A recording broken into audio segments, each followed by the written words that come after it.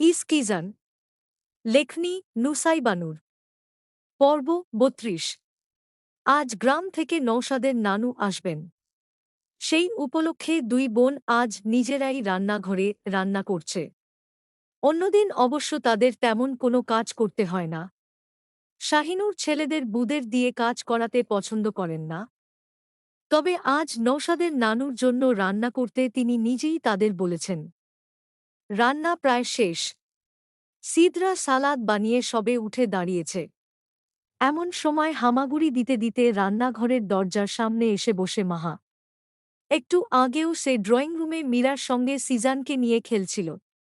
মেয়েকে হঠাৎ এখানে দেখে সিদরা ভ্রু কুঁচকে বলল, কি ম্যাডাম, রান্নাঘরে কি কাজ আপনার? এখানে কেন এসেছেন? যান, সিজানের কাছে যান।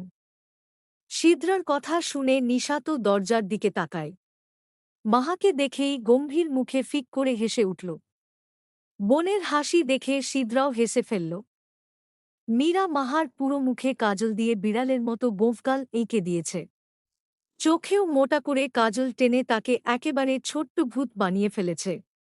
মিনি ভূত আর বিড়াল দেখতে হাস্যকর লাগলে ও কিউট লাগছে মাহাকে। মা আর খালাকে হাসতে দেখে ও মাহা ও নাক টেনে টেনে ন্যাকামি করে হেসে উঠল। পুনরায় হামাগুড়ি দিয়ে নিশাতের পায়ের কাছে এসে বসে। চোখের চাহনি আর মুখের হাসিতেই বুঝিয়ে দেয় তাকে কোলে নেওয়ার জন্য। নিশাত মাহাকে কোলে তুলে গালে টুস করে একটা চুমু খায়। মাহার মুখ দেখে খিলখিল করে হেসে উঠে নিশাত। মামুনির হাসি দেখে মাহা নিজে ও খিলখিল করে হাসতে লাগল। নিশাত মাহাকে কোমরে ধরে অন্য হাতে চুলার তরকারি নেড়ে সিদরার দিকে না তাকিয়েই বলল, কি জন্ম দিয়েছিস রে বোন, দেখলেই আদর করতে ইচ্ছে করে। এরা দুজন এত আদুরে কেন? মাহার মুখের দিকে তাকিয়ে আদুরে গলায় জিজ্ঞেস করল, আমার মামুনিটাকে এভাবে কে সাজিয়েছে? হুম। নিশাতের আদর পেয়ে মাহা আরও আহ্লাদী হয়ে উঠল। ছোট্ট হাতটা আলতো করে নিশাতের গালে ছুঁয়ে গাইগুই করে বলল, আও মা, মাম্মা, মা, মা। সিদরা দুষ্টুমি করে সালাদের জন্য কাটা লেবুর একটু রস আঙুলের ডগায় নিয়ে মেয়ের ঠোঁটে ছুঁয়ে দিল। লেবুর টক স্বাদ ঠোঁটে লাগতেই মাহা চোখ দুটো ছোট করে শক্ত করে বন্ধ করে ফেলল। ঠোঁট গোল করে মুখ কুঁচকে আবার জিভ বের করল। টকে আবারও জিভ বের করে মুখে শব্দ করতেই দুই বোন হো হো করে হেসে উঠল। মাহা স্বাভাবিক হয়ে দুই বোনের হাসি দেখে খানিক লজ্জা পেল। লজ্জা পেয়ে মাথা চুলকিয়ে নিশাতের ঘাড়ে মুখ লুকাল। সিদরার মেয়েকে লজ্জা পেতে দেখে হাসি বাড়ল। মেয়েকে নিজের কোলে নিতে নিতে বলল, আমার আম্মুটা লজ্জা ও পেতে পারে। বাব্বাহ, আমার আম্মুটার তো সেই লজ্জা। এত লজ্জা কই থেকে আসলো আম্মু? মাহা লজ্জায় মায়ের গলায় মুখ গুঁজল। তবে হাত থামল না। ছোট্ট হাত দিয়ে আলতো করে মায়ের কাঁধে চাপড় মারতে মারতে নিচে পা দুটো আনন্দে ছুড়াছুড়ি করছে। নিশাত মুচকি হেসে চুলা থেকে তরকারির হাঁড়ি নামাতে নামাতে সিদরাকে বলল, রান্না তো প্রায় শেষ। তুই যা, বাচ্চা দুটোকে গোসল করিয়ে তুইও ফ্রেশ হয়ে নে। আমি এই সবজিটা নামিয়েই গোসল করতে যাব। সিদরা বোনের কথায় সায় দিয়ে মাহাকে কোলে নিয়ে ড্রয়িং রুমে এলো। এসে দেখল মীরা সিজানের মুখেও কাজল দিয়ে বিড়ালের মতো গোঁফ এঁকে দিয়েছে। এখন আবার বিভিন্ন অ্যাঙ্গেল থেকে সিজানের ছবি তুলছে। সিজানও ফুফুর দেখানো ভঙ্গিতে হাসিমুখে ছবি তুলছে। সিদরা মীরার কাছে এসে বলল, মীরা আপু, দুজনকে কি বানিয়েছ? তোমার ভাই দেখলে কিন্তু রাগ করবে। মীরা কথাটা একেবারেই গায়ে মাখল না। ছবি তুলতেই তুলতে বলল, আরে ভাইয়া আসার আগেই কালি মুছে দিব। তুমি শুধু ভাইয়াকে বল না। সিদরা হেসে মাথা নেড়ে বলল, আচ্ছা। সিজানকে দাও, এখনই গোসল করিয়ে ফেলি। আর নওশাদ ভাইয়ার নানুও তো প্রায় চলে এসেছেন। মাকে আবার শাড়িও পরতে হবে। শেষের কথাটা সে মুখ গোমড়া করেই বলল। দুটো বাচ্চা নিয়ে সে শাড়ি কিভাবে সামলাবে, এই নিয়ে অনেক টেনশনে সিদরা। মীরা সিজানকে কোলে নিয়ে উঠে দাঁড়িয়ে বলল, তুমি মাহাকে নিয়ে যাও। ওকে গোসল করিয়ে তুমিও ফ্রেশ হয়ে নাও। সিজানকে আমি গোসল করিয়ে দিচ্ছি। রুমে নিয়ে আরও কিছু ছবি তুলব। সিদরা আর কিছু না বলে মাহাকে নিয়ে নিজের রুমে চলে গেল। মাহাকে গোসল করাতে ওয়াশরুমে নিতেই মেয়ের চিৎকার শুরু। শীত আসার পর থেকেই মেয়েকে পানিতে নামানো যায় না। তার আগেই গলা ফাটিয়ে চিৎকার শুরু করে। আর মাশাল্লাহ, তার মেয়ের গলাটা ও দিয়েছে আল্লাহ। পুরো বাড়ি মাথায় তোলার জন্য মেয়েটার দুটো চিৎকারই যথেষ্ট। মাহার চিৎকারের মধ্যেই মেয়েকে গোসল করিয়ে গোলাপি তোয়ালে মুড়িয়ে রুমে নিয়ে আসে। এদিকে মায়ের উপর ভীষণ রেগে গেছে মাহা। চিৎকারের সাথে সাথে হাত পা ছুড়াছুড়ি করছে। সিদরা মেয়ে আদুরে কথায় ভুলানোর চেষ্টা করছে, কিন্তু মেয়ে তো শুনছেই না। সিদরা যখন মাহার কান্না থামাতে ব্যস্ত তখনই অফিস থেকে ফিরে মাত্রই রুমে আসল মেহরাব। মেয়েকে এভাবে কাঁদতে দেখে ভ্রু কুঁচকায়। মাহার শরীরে তোয়ালে দেখে বুঝতে পারল মেয়ের কান্নার কারণ। তার মেয়ে এখন একদমই গোসল করতে চায় না। মেহরাব আর সিদরার মধ্যে এখনো মানবিমান চলছে। শত চেষ্টা করেও সিদরা মেহরাবের সঙ্গে এখন ও কথা বলতে পারেনি। সে বুঝতেই পারেনি তার বলা কথাগুলো মেহরাবকে এতটা আঘাত করবে। তাই নিজের ভুলের জন্য অনুতপ্ত হয়ে স্বামীর অভিমান ভাঙানোর চেষ্টা করছে। মেহরাব নিঃশব্দে এসে সিদরার ঠিক পেছনে দাঁড়ায়। সিদরা রুমে পায়চারি করতে করতে তোয়ালে দিয়ে মাহার চুল মুছছে আর মেয়ের কান্না থামানোর চেষ্টা করছে। পেছনে ঘুরতেই স্বামীকে দেখে খানিক চমকে উঠল। বিস্মিত কণ্ঠে জিজ্ঞেস করল, আপনি আপনি কখন এলেন? মেহরাব কোনো উত্তর দিল না। এদিকে বাবাকে দেখামাত্রই মাহা মায়ের কোল থেকে বাবার কোলে যাওয়ার জন্য ছোট্ট দুহাত বাড়িয়ে দেয়। মুখে কান্নার আওয়াজ করলেও চোখে এক ফোঁটা পানি নেই। মেয়েকে কোলে না নিয়ে মাহার মুখে ঝুঁকে ভ্রু নাড়িয়ে জিজ্ঞেস করল, কাঁদছ কেন? গোসল করালে কেউ কাঁদে বোকা মেয়ে। মাহা এবার বাবার কোলে যাওয়ার জন্য কান্না জুড়ে দেয়। পা দুটো সমান তালে ছট করছে। এতে সিদরার মেয়েকে ধরে রাখা বেশ কষ্ট হচ্ছে। তবুও চুপ করে মেয়েকে কোলে নিয়ে স্বামীর ক্লান্ত মুখের দিকে তাকিয়ে রইল। মেহরাব সিদরার দিকে না তাকিয়ে মেয়ের পাগলামি দেখে মৃদু হেসে কোলে তুলে নিল। মাহা বাবার কোলে যাওয়ার পর কান্নার আওয়াজ কমলে ও পুরোপুরি থামল না। মায়ের দিকে এক আঙুল তাক করে বাবার কাছে মায়ের নামে নালিশ করল, ইত্তা ইত্তা বা বা। বলতে বলতে বাবার বুকে মুখ গুজে আবার মাথা তুলে কাঁধে মাথা রাখল। মেয়ের নালিশ দেওয়ার ভঙ্গি মেহরাবের কাছে বেশ আদুরে লাগল। মেয়ের মাথায় আলতো হাতে হাত বুলিয়ে দিয়ে বিছানার কাছে এসে এগোয়। মাহা বাবার কাঁধে মাথা রেখে গাইগুই করতে করতে মাকে বকছে। এই ঠান্ডায় তাকে গোসল করিয়েছে, কত নিষ্ঠুর মা তার। অন্যদিকে সিদরা তো মেয়ের নালিশ দেওয়ার ভঙ্গি দেখে অবাক। এইটুকু মেয়ে বাবার কাছে কিভাবে তার নামে নালিশ করল? প্রয়োজনে মায়ের পিছু পিছু ঘুরে, আর বাবা আসলেই মায়ের নামে নালিশ। সিদরা মেয়ের জন্য ফিডারে দুধ বানাতে বানাতে মেহরাবকে বলল, চলেই যেহেতু এসেছেন মেয়েটাকে একটু দেখেন। 2টা বেজে গেছে, আমি বরং গোসল করে নামাজটা পড়ে নিই। মেহরাব কোনো জবাব দিল না। মাহাকে বিছানায় শুইয়ে ব্লেজার খুলে পাশে রাখল। গলার টাই খুলে বোতাম খুলতে খুলতে মেয়ের দিকে তাকিয়ে গম্ভীর গলায় জিজ্ঞেস করল, ছেলে কোথায়? সিদরা ফিডারে দুধ বানিয়ে তার সামনে এসে বলল, মীরা আপুর কাছে। ফিডারটা মেহরাবের হাতে দিয়ে আবার বলল, ধরুন মেয়েকে দুধ খাওয়ান। সকালে ঘুমায়নি, দেখেন ঘুম পাড়াতে পারেন কিনা। আমি গেলাম। কথা শেষ করে ওয়ার্ড্রোব থেকে সালোয়ার কামিজ বের করতে করতে মেহরাবের গম্ভীর কণ্ঠ ভেসে এল, মানুষ বাইরে থেকে কাজ করে বাসায় ফিরলে বউ কত যত্নাত্তি করে, আর আমার জন কেয়ার তো দূরের কথা, ঘরে ঢুকতেই মেয়েকে সামলানোর দায়িত্ব দিয়ে দিল। স্বামীর কোনো কদরই নেই তার মাঝে। মেহরাবের কথা শুনে সিদরা মুখ চেপে হাসল। তার সাথে রাগ করে আবার তার সেবা যত্ন ও চাচ্ছে। কাপড় হাতে ওয়াশরুমের দিকে হাঁটতে হাঁটতে বলল, স্বামী বাইরে থেকে গুন্ডামি করে বাসায় এসেছে। কোনো সওয়াবের কাজ করে আসেনি যে সেবা করতে হবে। বাইরে যদি গুন্ডামি করার এনার্জি থাকে তাহলে ঘরে মেয়েকে সামলানোর এনার্জিও থাকার কথা।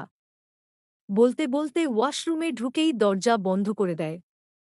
মেহরাব আর চোখে তীক্ষ্ণ দৃষ্টিতে সিদরার যাওয়া দেখল। সে গুন্ডামি কোথায় করে এসেছে?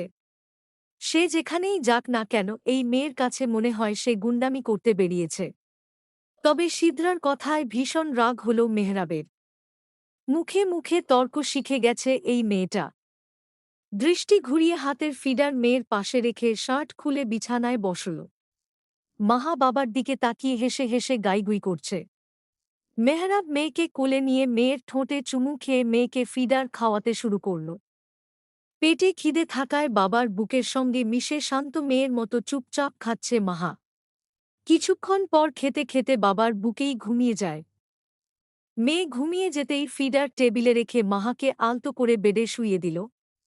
মেয়ের কপালে চুমু খেয়ে ছেলেকে আনার জন্য রুম থেকে বের হয়ে মীরা রুমের দিকে এগোয়। বিকেল 4টার দিকে নওশাদের নানু আমিনা খাতুন ও তার নাতনি মিম খান বাড়িতে এসেছে। নিশাত সিদরা দুজনেই শাশুড়ির কথায় শাড়ি পরে তাদের জন্য ড্রয়িং রুমে অপেক্ষা করছিল। নিশাতের পরনে নেভি ব্লু রঙের শাড়ি, সিদরা অলিভ সবুজ রঙের শাড়ি পরেছে। আমিনা খাতুন ঘরে ঢুকতেই দুই বোন তাকে সালাম দিল। তিনি সালামের জবাব দিয়ে জহুরির দৃষ্টিতে মাথা থেকে পা পর্যন্ত দুজনকে ভালো করে পর্যবেক্ষণ করলেন। তার এমন তীক্ষ্ণ দৃষ্টিতে নিশাত আর সিদরা দুজনেই খানিকটা অপ্রস্তুত হয়ে পড়ল। শাহিনুর চোখে তাদের আশ্বাস দেয়। আমিনা খাতুন সোফায় বসেন। শাহিনুর নিজে ও উনার পাশে বসে হাসি মুখে বললেন, আসতে কোনো সমস্যা হয়নি তো আম্মা? আমিনা খাতুন পাংশেটে মুখে চারপাশে চোখ বুলাতে বুলাতে বললেন, রাস্তার যা অবস্থা আমার কোমরটা এক্কেবারে শেষ। এমন রাস্তা দিয়া মানুষ ও যাতায়াত করে? আমিনা খাতুনের পাশে বসা মিম ফিক করে হেসে উঠে বলল, মানুষ যাতায়াত না করলে আমরা কেমনে আইছি দাদি? তুমি যে কি কো না? কথাটা শেষ করে আবার ও অকারণে হাসতে শুরু করল। মিমের কথায় সবার মনোযোগ তার উপরে। সিদরা মিমের দিকে তাকিয়ে মনে মনে ভাবল এই মেয়েই তার স্বামীর উপর নজর। এই মেয়ের থেকে নিজের স্বামীকে হেফাজত করতে হবে। মিমকে দেখতে ভীষণ সুন্দর। ফর্সা গায়ের রং, কাঁধ ছোঁয়া স্ট্রেট করা চুল, মুখে হালকা মেকআপ। তবে সিদরার মনে হল মেকআপ ছাড়াই মেয়েটাকে আরও বেশি সুন্দর লাগবে। ধূসর রঙের সালোয়ার কামিজে তাকে বেশ মানিয়েছে। মিমের কথায় আমিনা খাতুন মৃদু ধমক দিয়ে বললেন, তুই চুপ থাক। পাগলের মতো কি কস? দাদির ধমক খেয়ে মিম মুখ চেপে হাসি থামাল। আমিনা খাতুন এবার শাহিনুরের দিকে তাকিয়ে জিজ্ঞেস করলেন, পোলারা আর নাতিপুতিরা কই? কাউরে যে দেখতাছি না। শাহিনুর মিমের দিক থেকে দৃষ্টি সরিয়ে বিনয়ী হেসে বললেন, নৌশাদ এখনো থানা থেকে ফেরেনি। ফোন দিয়ে বলল রাস্তায় আছে। আর মেহরাব? মেহরাব কোথায় সেটা তিনি নিজেও জানেন না। তাই সিদরার দিকে তাকিয়ে জিজ্ঞেস করলেন, মেহরাব আর বাচ্চারা কোথায়? সিদরা কোমল কণ্ঠে উত্তর দিল, উনি ঘুমাচ্ছেন। উনার সাথে ছেলেমেয়ে ও ঘুমাচ্ছে। মিম আর চোখে সিদরার দিকে তাকায়। তার দৃষ্টি দেখে বোঝা গেল সিদরাকে তার একদমই পছন্দ হয়নি। হবেই বা কি করে? সেই কবে থেকে মেহরাবের পিছন পিছন ভালোবাসার দাবিতে ঘুরছে। ভালোবাসার মানুষের স্ত্রীকে পছন্দ হওয়ার কথা নয়। আমিনা খাতুন সিদরার দিকে তাকিয়ে বললেন, যাও তোমার সোয়ামীরে ডাইকা আনো। কো আমিনা বুবু আইছে। সিদরা মাথা নেড়ে পা বাড়াতেই মিম তাড়াহুড়ো করে বলে উঠল, দাদি আমি যাই। আমিনা খাতুন সঙ্গে সঙ্গেই ধমক দিলেন, এই চুপচাপ বইয়া থাক। যার সোয়ামী হে যাইব। দাদির ধমক খেয়ে মিম মুখ ফুলিয়ে বসে পড়ল। সিদরা একবার বাঁকা চোখে তার দিকে তাকিয়ে ধীর পায়ে সিঁড়ি বেয়ে উপরে উঠে যায়। সিদরা যেতেই আমিনা খাতুন প্রশ্ন করল, মীরা বেডি কি শাহিনুর? সবারই দেখলাম ওরে দেখলাম না। উপর থেকে তখন মীরা নামছিল। নিজের নাম শুনে প্রফুল্লচিত্তে আমিনার কাছে যেয়ে বসল। ভালো-মন্দ জিজ্ঞেস করে দুজন কথা বলতে শুরু করল। অন্যদিকে সিদরা শাড়ি সামলে কোনো রকমে উপরে উঠল। ভেবেছিল শাড়িটা বুঝি খুলেই যাবে। যাক, কিছুই হয়নি। রুমে ঢুকে দেখল মেহরাব সিজানকে বুকে নিয়ে নিশ্চিন্তে ঘুমিয়ে আছে। তার পাশেই এলোমেলো ভঙ্গিতে ঘুমাচ্ছে মাহা। দুই হাতে বাবার আঙুল শক্ত করে ধরে রেখেছে। মেয়ের ঘুমানোর স্টাইল দেখে সিদরা দীর্ঘশ্বাস ফেলে মৃদু হাসল। সিদরা ধীরে ধীরে মেহরাবের মাথার পাশে বসে কিছুক্ষণ মুগ্ধ দৃষ্টিতে স্বামীর ঘুমন্ত মুখের দিকে তাকিয়ে থেকে লাজুক হাসল। স্বামীর প্রতি তার অনুভূতি দিন দিন লাগাম ছাড়া হচ্ছে। নিজের অজান্তেই মানুষটাকে ভীষণ ভালোবেসে ফেলেছে। একসময় মনে হতো শুধু বাচ্চাদের জন্যই মেহরাবকে তার প্রয়োজন, কিন্তু এখন মনে হয় নিজের সুখের জন্য এই মানুষকে ভীষণ প্রয়োজন। নিজের ভাবনা চিন্তা এক সাইডে রেখে আস্তে করে ডাকল, সিজানের আব্বু, উঠুন। আমিনা বুবু আপনাকে যেতে বলেছে।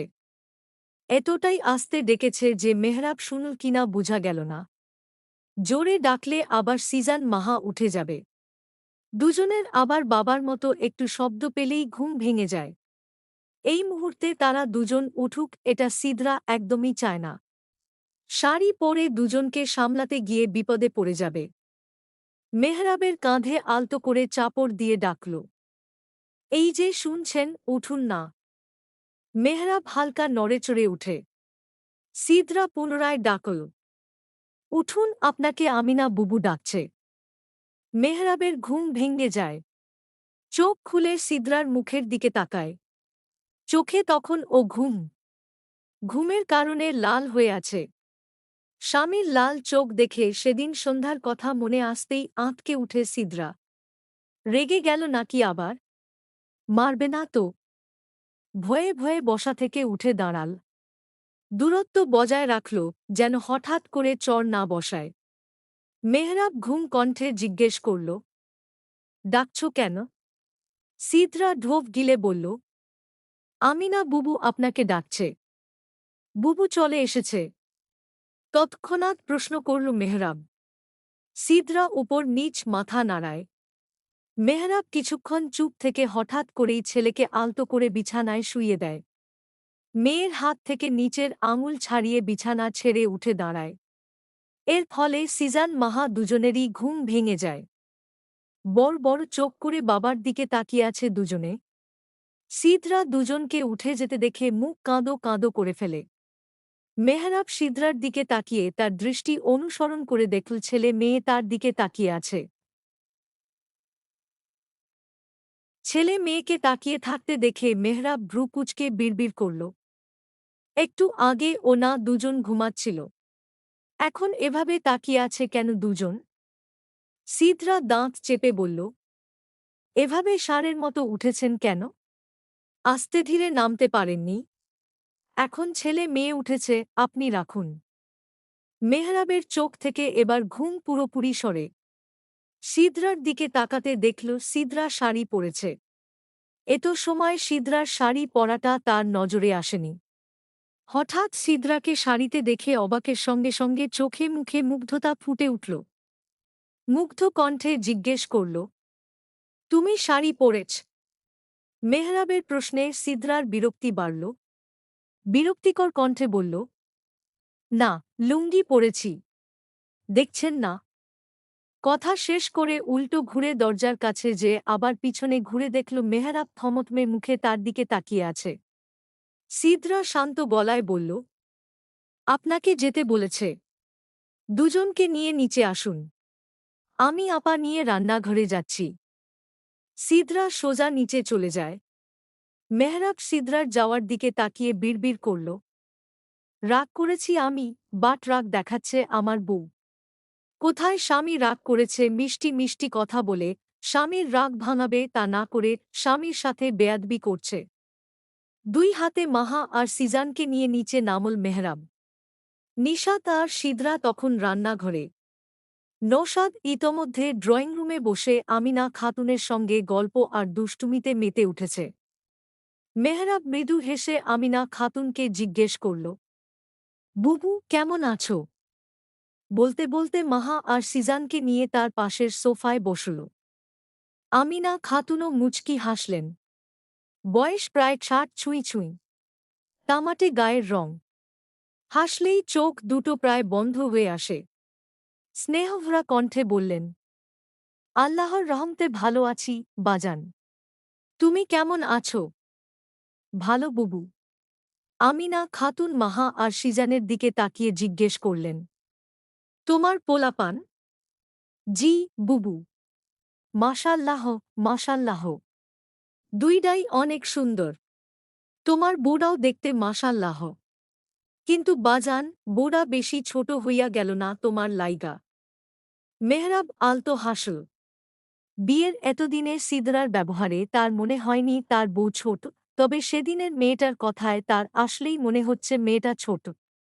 পর্যাপ্ত বয়স হলে মেয়েটা সেদিন অতটা অবুঝের মতো ব্যবহার করত না। পর্যাপ্ত বয়স আর জ্ঞান থাকলে তার সাথে ঠান্ডা মাথায় কথা বলত। মেহরাব কিছু বলল না। নৌশাদ উঠে মাহাকে মেহরাবের কোল থেকে নিয়ে আবার ও আগের জায়গায় বসল। মাহার দৃষ্টি নতুন দুজন অতিথির দিকে। অপরিচিত মানুষ দেখলে মেয়েটা ড্যাব ড্যাব করে তাকিয়ে থাকে। এখন গোল গোল চোখে আমিনা খাতুনকে দেখছে। আমিনা খাতুন মাহার গাল টেনে হেসে বলল, তাকাই আছোস কেন সতীনের ঝি? এভাবে গাল টানা মেয়েটার একদমই পছন্দ হল না। গালটা একটু জোরে টান দেওয়ায় মেয়েটা ব্যথা পেল। ভ্রু কুঁচকে নওশাদের বুকে মাথা রেখে আমিনা খাতুনের স্পর্শ করা স্থানে হাত দিয়ে ঢলে মুখে নিজের ভাষায় বিড়বিড় করল। মেয়েটা ভাব ভঙ্গিতে প্রকাশ করল নিজের বিরক্তি। মাহার কান দেখে উপস্থিত সবাই হেসে উঠল। মেহরাব এক হাতে সিজানকে সামলে অন্য হাতে দাড়ি চুলকাতে চুলকাতে মেয়ের দিকে তাকিয়ে মৃদু হাসল। মাহার প্রতিটা কাজ তার কাছে ভীষণ আদুরে লাগে। এত ঢং যে তার মেয়েটা কোথা থেকে শিখেছে কে জানে। আমিনা খাতুন মাহার নাক টেনে বলল, বিড়বিড় কিরা আমারে বক্তাছোস? নাক ধরার সঙ্গে সঙ্গে শরীর মোচড়িয়ে মাথা ঘুরিয়ে হাত দিয়ে আমিনা খাতুনের হাত ঠেলে সরিয়ে দেয়। নৌশাদের পরনের সাদা শার্ট মুঠোয় ধরে আমিনার উপর চিল্লিয়ে উঠল, আহ! সঙ্গে সঙ্গেই সবার মধ্যে হাসির রোল পড়ে যায়। হাসির শব্দ শুনে মাহা সবার দিকে তাকায়। তার চোখ গিয়ে আটকাল বাবার উপর। মেহরাবকে নিজের দিকে তাকিয়ে হাসতে দেখে বাবার কোলে যাওয়ার জন্য ছোট্ট দুহাত বাড়িয়ে দেয়। নৌশাদ মাহার হাত নিজের শক্ত হাতের মুঠোয় নিয়ে তাকে নিজের সাথে চেপে ধরে বলল, আমার কোলেই থাক আলু। চুম্মা দিব। বলতে বলতেই মাহার দুই গালে টুপটাপ চুমু দেয়। এতে ও মাহা বিরক্ত হল। ঘুম থেকে উঠার পর থেকেই মেয়েটা সবকিছুতেই বিরক্ত হচ্ছে। এতক্ষণ সোফায় বসে চুপচাপ মেহরাবকে দেখছিল মিম। কতদিন পর দেখেছে মেহরাবকে। এবার উঠে তার সামনে এসে হাসিমুখে বলল, ভাইয়া ভালো আছেন? মেহরাব মেয়ের দিকে দৃষ্টি রেখে সংক্ষেপে উত্তর দিল, ভালো। এক শব্দের উত্তর পেয়ে মিম আর কি বলবে বুঝতে পারল না। এদিকে মেহরাবের কোলে থাকা সিজান বাবার বুকে মুখ গুঁজে চোখ বন্ধ করে আছে। এখনো তার ঘুম পুরো হয়নি। সবার হাসি আর কথার শব্দে বেচারা ঠিকমতো ঘুমাতেও পারছে না। মিম আলতো করে সিজানের ছোট্ট হাতটা ধরে আদুরে গলায় বলল, আমার কোলে আসো। সিজান চোখ খুলে অপরিচিত মানুষ দেখে ছোট হাতটা ছাড়িয়ে নিতে চাইল। তবে মিম শক্ত করে ধরায় ছাড়াতে পারল না। মিম সিজানকে আলতো করে কোলে নেয়। অপরিচিত কারোর কোলে যেয়ে সিজান কান্না শুরু করে। নিচু হয়ে সোফায় বসা বাবার কোলে যাওয়ার জন্য হাত বাড়িয়ে দেয়। মেহরাব মিমের কোল থেকে ছেলেকে নিতে নিতে বলল, ও অপরিচিত কারোর কোলে যায় না। সিজানকে বাবার বুকে যেতেই কান্না থামিয়ে দেয়। বাবার গলা আঁকড়ে ধরে কাঁধে মুখ গুজে চোষার শব্দ করে নিজের খিদেটা বাবাকে জানায়। মেহরাব আমিনা খাতুনকে উদ্দেশ্য করে বলল, অনেক দূর থেকে এসেছ, রুমে যেয়ে ফ্রেশ হও, পরে আড্ডা দিও। মীরার দিকে তাকিয়ে আদেশ দিল, তোর ভাবিকে বল ছেলের খিদে পেয়েছে, রুমে আসতে। কথা শেষ করে মেহরাব ছেলেকে কোলে নিয়ে উপরে চলে গেল। শাহিনুর, আমিনা খাতুন আর মিমকে তাদের রুম দেখিয়ে দিতে নিয়ে গেলেন। আর মীরা রান্নাঘরের দিকে গেল সিদরাকে জানাতে যে সিজানের খিদে পেয়েছে। রাত প্রায় ৯টা। বাইরে শীত বেশ ভালোই পড়েছে। রাতের খাবার শেষ করে রুমে ফিরল নওশাদ। তার পেছন পেছন নিশাতও আসল। নওশাদই তাকে সবার সামনে থেকে ডেকে এনেছে। রুমে ঢুকেই নওশাদ দরজাটা বন্ধ করে দিল। তা দেখে নিশাতের বিরক্তি বাড়ল। সবার সামনে থেকে ডেকে এনে এখন আবার দরজা বন্ধ করছে। ভ্রু কুঁচকে বিরক্ত গলায় জিজ্ঞেস করল, কেন ডেকেছেন? বাচ্চা পয়দা করতে। সোজা সাপটা উত্তর নওশাদের। মুখে আবার লজ্জা স্পষ্ট। লজ্জা ও পাচ্ছে, আবার লুচ্চামিও করছে। নিশাত হতাশার নিঃশ্বাস ফেলল। এমন মাথায় সমস্যা পাগল স্বামী তার কপালেই কেন জুটল? আপনি কি পাগল? নওশাদ নিশাতের শাড়ির আঁচল ধরে গভীর দৃষ্টিতে মোলায়েম কণ্ঠে বলল, শাড়ি পরে আমাকে পাগল বানিয়ে জিজ্ঞেস করছ আমি পাগল কিনা?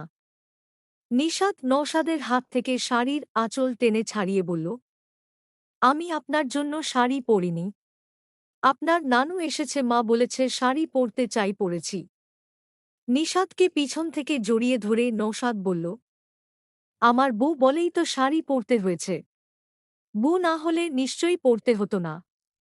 নিশাত শেখথার উত্তর না দিয়ে নওশাদের বাহু থেকে নিজেকে ছাড়াতে ছাড়াতে বলল, দেখি ছাড়ুন, নিচে কাজ আছে। তাদের কথার মাঝেই দরজায় টোকা পড়ল। বাইরে থেকে ছোট্ট একটা বাচ্চার আওয়াজ ভেসে আসছে। শুনে মনে হল মাহা বা সিজানের কেউ একজন। দুজনের কণ্ঠ প্রায় একরকম, না দেখে বলা মুশকিল কে আওয়াজ তুলছে। বাইরে বাচ্চাদের আওয়াজ ছাড়া বড়দের কোনো কণ্ঠ শোনা যাচ্ছে না। নিশাত নওশাদ অবাক হয়ে একে অপরের দিকে তাকাল। বাচ্চা দুটোকে তো কখনোই একা ছাড়ে না কেউ। তাহলে এখন একা কেন? নিশাতকে ছেড়ে দরজার কাছে গিয়ে খুলল নওশাদ। দরজা খুলতেই দেখা গেল সিজান দরজার সামনে বসে আছে। দরজা খোলার সঙ্গে সঙ্গেই সে হামাগুড়ি দিয়ে ভেতরে ঢুকে পড়ল। মুখে ফুটে আছে প্রফুল্ল হাসি, আর আপন মনে নানা রকম আওয়াজ করছে। দেখেই বুঝা যাচ্ছে বেটার মোড আজ বেশ ফুরফুরে। হামাগুড়ি দিতে দিতে গিয়ে নিশাতের পায়ের কাছে বসল। তারপর মাথা তুলে তার দিকে তাকিয়ে মিষ্টি করে হাসল। নিশাত সিজানের হাসি দেখে নিজে ও হাসিমুখে তাকাতেই সিজান লজ্জা পেয়ে গেল। মাথা নিচু করে কিছু বিড়বিড় করল। আবার ও হামাগুড়ি দিতে শুরু করল পুরো রুম জুড়ে। নওশাদ ভ্রু কুঁচকে বাইরে তাকাতেই দেখল মাহা হামাগুড়ি দিয়ে এদিকে আসছে। তার পেছনে ধীরে ধীরে এগোচ্ছে আলিশবা। দুজনেই তার রুমের দিকে এগিয়ে আসছে। মাহা হামাগুড়ি দিয়ে নওশাদের পায়ের ফাঁক দিয়ে ভিতরে চলে যায়। মাহার থেকে দৃষ্টি সরিয়ে নওশাদ অবাক হয়ে আলিশবার দিকে তাকায়। আলিশবা দুষ্টু হেসে এক চোখ টিপে বলল, বলেছিলাম না, আমি শান্তিতে থাকতে না পারলে তোমাকেও শান্তিতে থাকতে দেব না। আলিশবাও দিব্যি রুমে ঢুকে পড়ল। নওশাদ হতভম্ব হয়ে দরজার সামনে দাঁড়িয়ে থাকল। বুকে নিয়ে একান্ত কিছু সময় কাটানোর জন্য রুমে এসেছিল।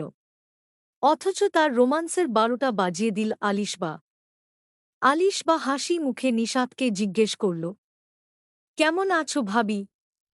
আলিশবাকে দেখে নিশাত অবাক হয় বটে। তাদের বিয়ের দিন মেয়েটা কাউকে না বলে চলে এসেছে। অবাক সাইডে রেখে বিনয়ী হেসে বলল, আলহামদুলিল্লাহ, তুমি ভালো আছো? হ্যাঁ ভাবি, একদম ঝাক্কাস। নিশাত আলতো হাসল। সিজান মাহা পুরো ঘরে হামাগুড়ি দিচ্ছে। দুজনেই এখন খেলার মুডে আছে। আলিশবা রুমের সোফায় বসতে বসতে বলল, তোমার সাথে তো কথাই হয়নি। আসো বস, কথা বলি। নিশাত আলিশবার পাশে বসল। আলিশবা মিষ্টি হেসে বলতে শুরু করল, একটু আগেই আসলাম। বড় ভাবির সাথে দেখা করে আসলাম। এই দুটো পান্ডাকে ও নিয়ে এলাম তোমার সাথে দেখা করতে। আলিশবার কথা শেষ হতে না হতেই নওশাদ কোমরে হাত দিয়ে বলল, দেখা হয়ে গেছে না, এখন বের হো রুম থেকে। আলিশবা তো যাওয়ার জন্য আসেনি। সে আরাম করে বসে পায়ে পা তুলে বলল, আমি এখন ভাবির সাথে গল্প করব। তুমি রুম থেকে বের হও। নওশাদ বেশ ভালোই বুঝতে পারল তার রোমান্সে বাঁধা দেওয়ার জন্য মেয়েটা এসেছে। কণ্ঠে রাগী ভাব টনে বলল, গল্প কাল করিস, এখন বের হো রুম থেকে। আলিশবা কাঁদো কাঁদো মুখ করে নিশাতের দিকে তাকায়। নিশাত আলিশবার মুখ দেখে মিটিমিটি হেসে স্বামীকে শাসনের সুরে বলল, আপনি একটু বাহিরে যান। নওশাদ যেতে চাইল না বাহিরে। নিশাতের ধমকে তাকে যেতে হল। যেতে যেতে আলিশবার দিকে খেয়ে ফেলা চোখে তাকিয়ে তাকে শাসিয়ে গেল। আলিশবা অবশ্য সেটাকে পাত্তা দিল না।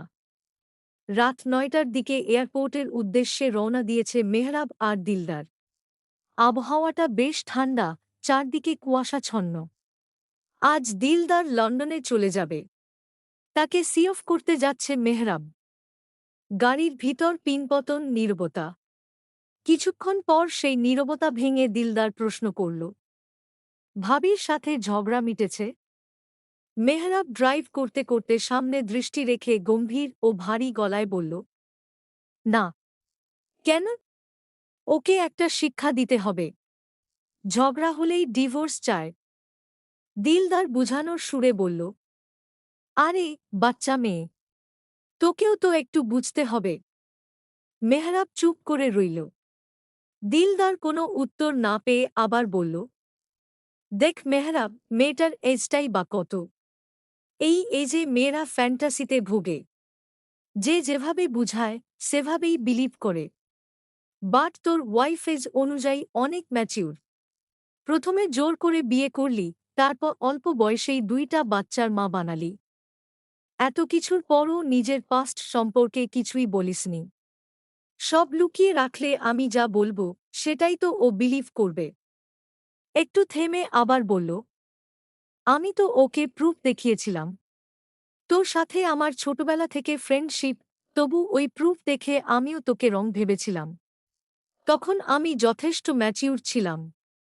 সেখানে সিদরা তো এখনো বাচ্চা একটা মেয়ে। তাই ওর এমন রিঅ্যাক্ট করাটা খুবই নরমাল। তোকে ও বুঝতে হবে ওর দিকটা। তুই তো আর বাচ্চা না। মেহরাবের মুখে কোনো পরিবর্তন হল না। আনমনে ড্রাইভ করতে করতে বলল, আই নো। আমি ওর দিকটা বুঝি। পাখি আমাকে ধর্ষক বলেছে, প্রতারক বলেছে, নষ্ট পুরুষ বলেছে, এসবের কোনোটাই আমি মাইন্ড করিনি। ওকে যেভাবে বুঝিয়েছিস ও সেটাই বিলিভ করেছে। It's okay. আমি পাখির ওভাররিঅ্যাক্টে একদমই মাইন্ড করিনি।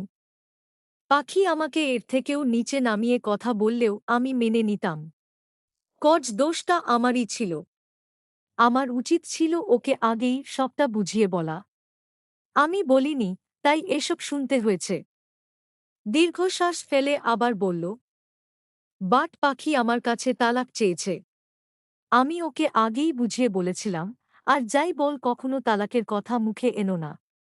তারপরও এই কয়দিনে ২বার এই কথা বলে ফেলেছে। ওর মুখে সবকিছু সহ্য করতে পারি, বাট এই একটা ওয়ার্ড আমি একদমই মেনে নিতে পারি না। মুখ শক্ত করে বলল, মুখে বলেছি তো সেজন্য গায়ে লাগাইনি কথাটা। শিক্ষা না দিলে এই মেয়ে শুনবে না। এর একটা কঠিন শিক্ষা দিব, এরপর মনে থাকবে। দিলদার আর বুঝিয়ে ও মেহরাবকে শুনাতে পারেনি। কিভাবেই বা শুনাবে আস্ত ঘাড়ত্যাড়া লোকটা যে। নিজের মনে যা আসবে তাই করবে। দিলদার প্রসঙ্গ পাল্টে বলল, একটা প্রশ্ন না কিছুতেই মাথায় ঢুকছে না, করব। কর। তুই আর ভাবি দুজনেই শান্ত প্রকৃতির। তোর ছেলেটা তো একদম তোর কপি। বাট তোর মেয়েটা এখন ঝগড়াটি কিভাবে হলো? কি দুষ্টু রে বাবা, এক জায়গায় একটু বসতে চায় না। আর এ তো জিদ্দি। জেদ্দটা তোরই পেয়েছে। বাকি সব কোথা থেকে পেয়েছে? মেয়ের প্রসঙ্গ তুলতেই মেহরাবের গম্ভীর মুখে এক চিলতে হাসি দেখা গেল। গাড়ির স্টিয়ারিং ঘুরাতে ঘুরাতে বলল, সেটা তো আমিও ভেবে পাই না। মেয়েটার মধ্যে তো আমি নওশাদের ছোটবেলা দেখতে পাই। দিলদার সোজা হয়ে বসে বলল, হুমম, নওশাদ ও ছোটবেলায় এমনই ছিল। ছোটবেলায় নওশাদ তোকে জ্বালিয়ে মারত, এখন তোর মেয়ে তোর ছেলেকে জ্বালাবে। শুধুই কি জ্বালায়, আমার ছেলেটাকে মারে। কিছু বললে আবার চোখের পানিতে বন্যা বানিয়ে ফেলে। দুজনে কথা বলতে বলতে এয়ারপোর্টে এসে পৌঁছায়।